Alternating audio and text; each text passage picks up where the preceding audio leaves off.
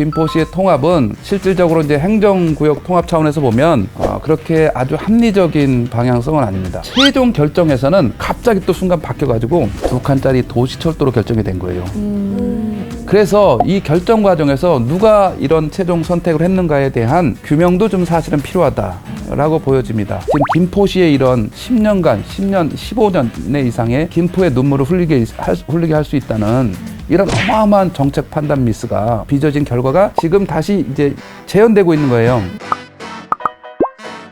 편입이나 이런 걸 논의를 할 때 뭔가 서울 시민에서는 입장에서는 혜택이 있어야 되잖아요. 근데 지금 아까 말씀하셨듯이 1000만 시민이 이제 깨졌는데 그게 집값이라던가 이런 부분들이 상당한 부분 영향이 있는 것 같은데 만약에 그 수도권이 이렇게 편입이 돼서 메가시티화가 되고 아까 말씀하신 교통이라던가 이런 부분들이 이제 좀 원활하게 되면 이제 집값이라던가 아니면 우리 전세난 지금 심각하잖아요. 그런 부분에 조금 도움이 되나요? 서울시 측면에서 제가 방금 말씀드렸던 이 GTX라든가 아니면 2030년까지 이제 어떤 일이 수도권에서 빚어지냐면 획기적인 수도권의 소통 능력을 향상시키는 철도 체계가 거의 대부분 완성이 돼요. 방금 이제 김포로 가는 5호선 얘기도 했지만 대표적으로 이제 그 안에는 7호선이 연결돼서 이제 청라까지 연결이 될 수 있는 거고, 그다음에 또 살짝 내려오게 되면 신안산선이 25년 개통 예정이에요. 물론 이제 1년 늦어질 수도 있긴 한데, 자, 이 신안산선이 개통되면 여의도에서 광명, 시흥, 안산까지 30분 내에 들어오는 이런 교통체계를 갖게 되는 거예요. 자, 이게 개통되면 이제 서울로 아주 집중력이 뛰어나게 됐죠. 그래서 광명, 시흥, 안산의 가치가 높아지는데, 안산에는 상록수역에 그 와중에 GTX 역이 상록수역이 하나 개설이 되는 거예요.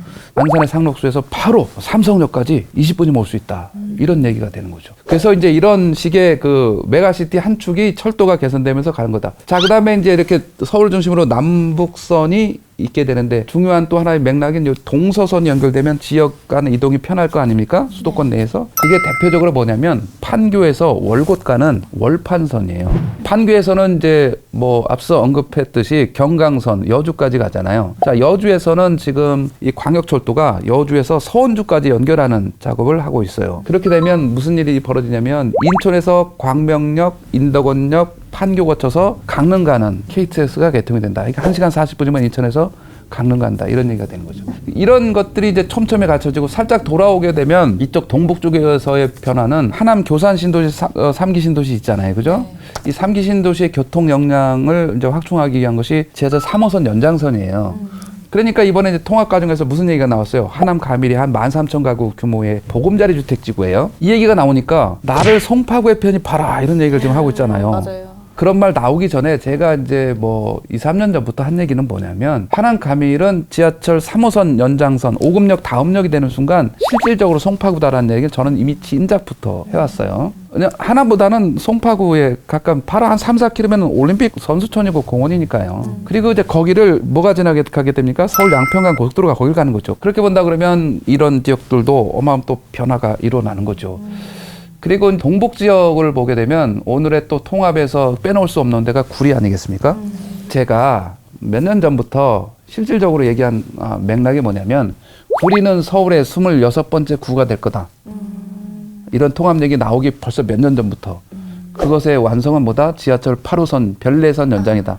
구리 토평2 18,500가구짜리 얼마 전에 발표됐지 않습니까? 거기 바로 북쪽에 장자 이사거리에 역이 생기는 거다. 그렇게 되면 실질적으로 구리와 남양주 다산, 별내는 그대로 8호선을 통해서 잠실 접근을 2, 30분 만에 완성이 됩니다. 그래서 실질적으로 구리는 내년 6월이면 서울이다, 이렇게 서울의 26번째 구라고 해도 손색이 없을 그런 자리로 탈바꿈한다. 그리고 이제 정북쪽으로 가게 되면 지하철 7호선이 이제는 어디로 연장합니까? 양주 포천까지 연장하는 이런 네트워크가 완성이 된다. 자, 그러면 이제 서울을 중심으로 한 바퀴 삥 돌면서 철도가 아무리 늦어지더라도 2030년 안에 GTX가 이제 딱 축을 잡고요. 서울, 이제 강남을 뭐 X자로 하고 동서간에 B 노선이 있고 여기를 지선 형태로 해서 철도 체계가 완성이 되는 게 2030년경이란 말이죠. 네. 이게 이제 메가시티의 완성, 통합의 완성, 이거를 보면 되기 때문에 여기서 행정구역의 편입이나 이런 것들은 크게 의미가 없고, 자, 집값은 철도가 완벽하게 되게 되면 주택시장 측면에서는 이게 분산 효과가 있습니다. 30분 안에 내가 원하는 곳으로 이동을 할 수 있다라는 측면에서 보게 되면 이것은 완벽하게 주택시장 측면에서는 분산 효과가 있어요. 그래서 매매 가격도 계단식으로 가격은 형성되겠죠. 서울의 핵심 강남이 제일 비싸고 외곽 지역에 가면 좀 싸지만 철도 체계는 갖춰져 있기 때문에 주택 수요 측면에서는 계단식이지만 분산 효과가 있다. 전세 시장 측면에서도 완화 효과가 있다라고 기대치가 있을 수 있는 거죠. 다만 이제 큰 틀의 부동산 측면에서 보면 상권이나 문화적인 측면에서는 안타깝게도 서울로 집중하는 빨대 효과가 역으로 나타날 수 있다. 맞아요. 라는 측면은 있을 수가 있겠죠. 네.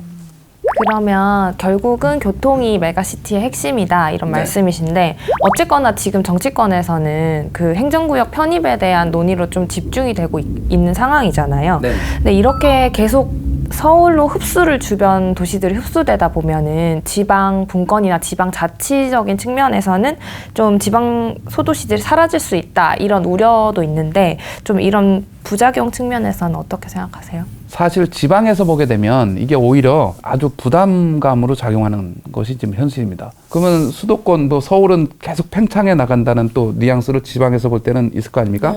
지방에서는 이 수도권 과밀화에 대한 이런 것들이 계속 이제 반발이 나오고 지방 소외 이런 차원에서 계속 이게 부각되는 이슈이기도 합니다. 그래서 지방에서도 이제 메가시티를 추진하는 곳이 있어요. 다름 아닌 이제 부산, 울산, 경남, 부울경. 부울경 메가시티를 추진했는데 지금 폐기됐어요. 이쪽 지역은 그래도 경제권에서 나름대로 조금 분리가 돼 있는데 유기적으로 통합되면 의미가 있는 지역이었어요. 근데 이런 것들이 안타깝게도 추진 과정에서 그냥 폐기가 돼버리고 이제 각자 도생으로 넘어가 버리니까 지방에서는 기대할 곳이 메가시티로서 수도권 대비 기대할 곳이 여기밖에 없었는데 그나마 이제 사실상 무산된 거예요. 그래서 지방의 가치가 상대적으로 다시 한번 서울이 이렇게 좀 추진하니까 상대적으로 소외감이 더 두드러지면서 맞아요. 자, 지방에서 그래서 이런 메가시티를 바라보는 시각은 굉장히 부정적일 수밖에 없는 거죠. 네, 이렇게 오늘 메가서울 논의에 대해서 한번 자세히 이야기 나눠봤는데요. 여러분들도 도움 되셨으면 좋겠습니다. 감사합니다.